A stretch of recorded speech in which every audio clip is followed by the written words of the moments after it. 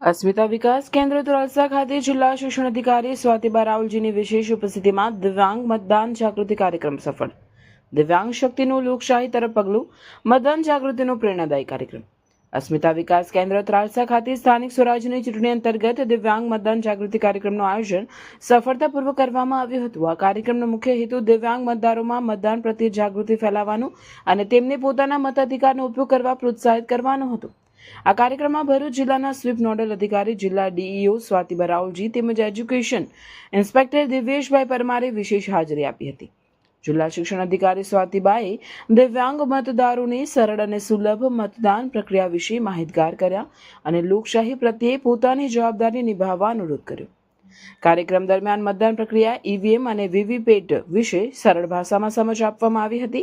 સાથે જ દિવ્યાંગ મતદારો માટે ઉપલબ્ધ સુવિધાઓ અંગે માર્ગદર્શન આપવામાં આવ્યું હતું. સંસ્થાના ટ્રસ્ટ મંડળને આવા સુંદર સેવાકીય કાર્ય બદલ ખૂબ જ અભિનંદન પાઠવ્યા હતા.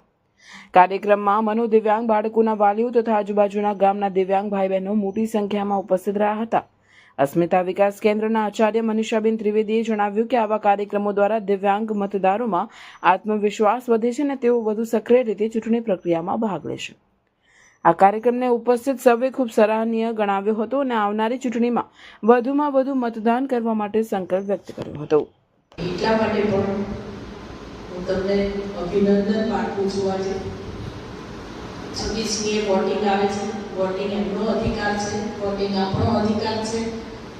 આપણા સારા નેતા ચૂંટાશે, આપણી ચિંતાઓ કરશે તો એ આપણા માટે સારું છે. લોકશાહીનું મોટું પર્વ છે અને વોટિંગ અધિકાર છે, ત્યારે વોટ આપવા અવશ્ય જવું જોઈએ. આ બચ્ચાઓ પણ બધા વોટ આપવા જશો ને? અહીંયા પેલું ટક્કું કરાવવાનું ને, હું પણ કરાવીશ. અને હા, આ બાળકોમાંથી જે લોકોને તકલીફ પડે છે ત્યાં એમના માટે બધી જ સુવિધાઓ હોય છે. મતદાન કેન્દ્રો પર વ્હીલચેરથી માંડીને ગાઈડ કરનારા લોકોની ત્યાં હોય છે. ટીમ ખડે પગે હોય છે. કંઈ તકલીફ પડે તો ત્યાંની ટીમનો તમે સંપર્ક કરી શકો છો. પણ વોટિંગ કરવા અવશ્ય લઈ જાઓ આ છોકરાઓને. વોટિંગ મેં હમણાં જે વાત કરી ને કે આ બાળકો સક્ષમ છે, એ સમાજને બતાવવાનું છે, તમારા પાડોશીને બતાવવાનું છે કે મારો છોકરો તમારો જાય છે, મારો એ વોટ આપી આવે છે, મારો એ સક્ષમ છે.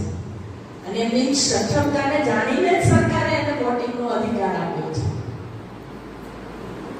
ગાંડો હોય તો કંઈ ના આપે સરકાર વોટિંગનો અધિકાર. માનસિક અસ્થિર હોય ને એને વોટનો અધિકાર નથી. પણ આ બાળકોને વોટનો અધિકાર છે કારણ કે એ માનસિક અસ્થિર નથી, એ સક્ષમ છે.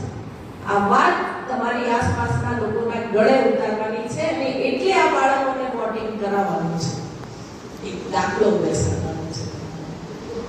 જે વોટિંગ કરવા તમે પણ જાઓ, બાળકોને આ બચ્ચાઓને પણ લઈ જાઓ. અને આમાંથી તમારામાંથી વોટ આપવા કોણ કોણ જવાનું છે? તો એકલા એકલા નહીં જવાનું. હા, મમ્મી પપ્પા નહીં લઈ જવાના. જે વોટ આપવાના છે તો એને બધાને લઈ જવાના. હા, મમ્મી ના આવતી તો કે છે તારે આગળ ઉપર ટપક કરાવવાનું છે. પપ્પા ના આવે, ભાઈ બહેન ના આવે, ચલો બધા એવી રીતે લઈ જવાના. લઈ જશો ને? મોટા બહેને કીધું છે એવું કહેજો. યસ, આપણે બધાને બહુ બધાને લઈને વોટ આપવા જઈશું. યસ.